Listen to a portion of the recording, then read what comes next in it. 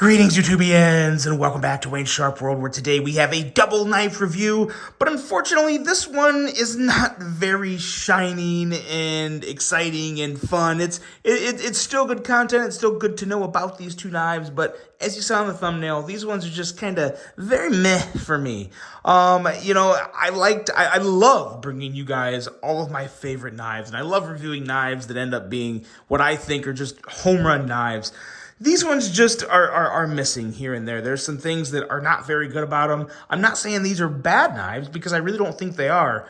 They're just not as good as a lot of the other options out there right now. And I'm going to explain to you what is wrong with them, what is really wrong with them, and what could make them better, because at least one of these knives has the potential to be one of my favorite knives of the year. They was really missed on. So without me blabbing too much, we're going to get right into it and take a look at the first knife. And that is from Travisa, and that is the Travisa Lamb. Now first, let's take a look at some overall specs on this guy. We have an overall length of 7.18 inches, a blade length of 3.01 inches, and a handle length of 4.17 inches. Blade steel on this guy, N690.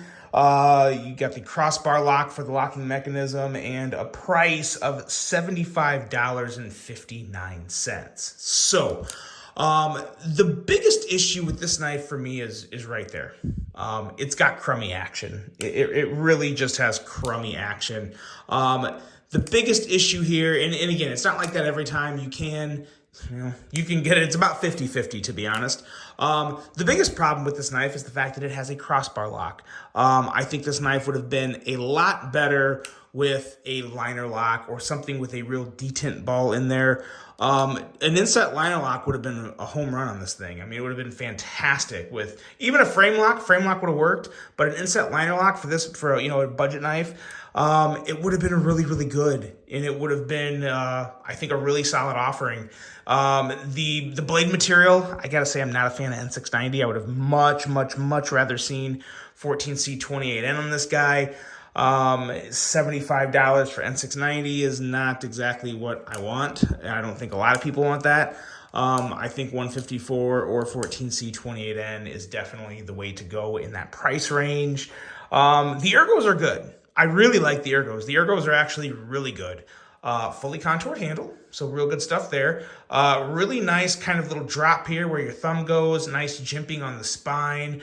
So ergonomically, it really works. I like the blade shape. I don't really have any issue with the blade outside of the steel. Like I already said, my issue with the steel there. But yeah, the big issue here is just with the action. It's just not good. Like I said, sometimes you can kick it out, but it's kind of gummy, kind of slow, kind of whatever. And that's because of the crossbar lock. The way the handle is shaped, when you go to middle finger flick it, my index finger is kind of resting on the stud here, and that can cause issues. And it just doesn't feel good, and I just don't like it. So that is really the only big problem with this. Outside of that, it is a good knife. I do think it's a good knife.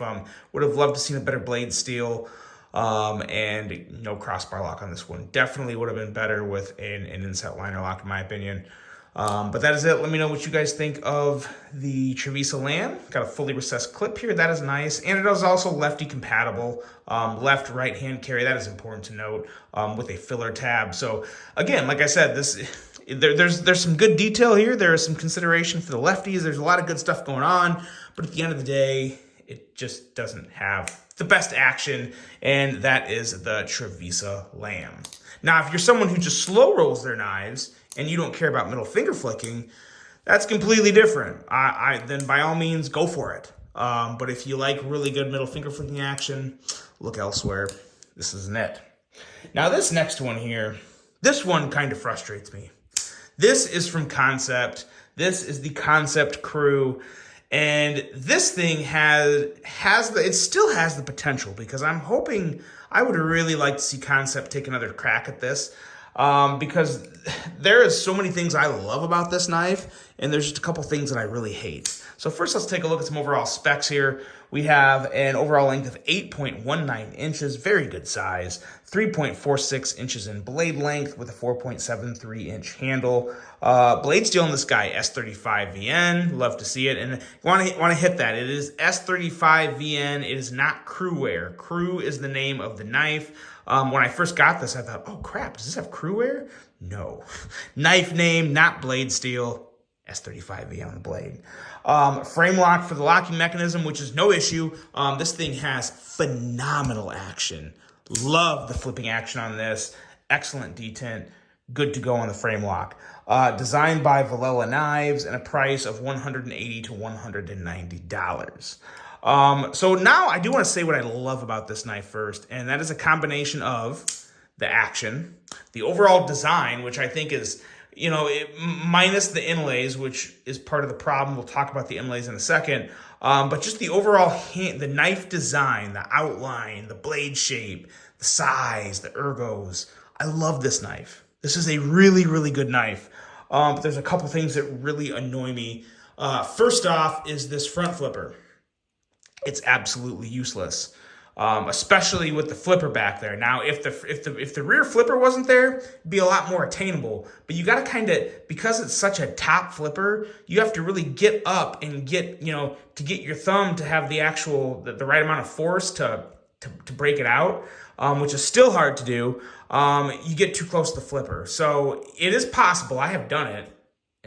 It's just very tough and it's very annoying. And for someone that loves front flipping knives like me or top flipping knives, the fact that you really almost can't do it. Hold on. Now I got to do it. Now I've got to do it. There you go. It's doable, but it sucks. Really, really bad top / front flipper design. Just get rid of that. Completely get rid of that. And then the inlays here are just gaudy. They're gaudy and it's a bad job of inlay work. Like I can feel the outline. I can feel everything around the inlays here. Some of the inlays stick up above the surface. Some of the inlays go below the surface. It's just really bad inlay work. And I know Concept can do better. I know they can. They make amazing knives, but this one it really, really misses on the inlay design and inlay work and this top flipper. And it's so annoying because, man, oh man, I really do. If they would, what they should have done, what I personally would like to see to make this knife a lot better and honestly make this one of my favorite Concept knives ever because I love the design of the actual knife itself. Like I said, get rid of the top flipper, but most importantly, just get simple. Keep it simple. Don't make things difficult. Don't overdo things. Just either put one inlay in here or even maybe just kind of like an onlay that covers up the whole thing, like micarta, like, you know, brown micarta. I don't know, anything other than what they have here.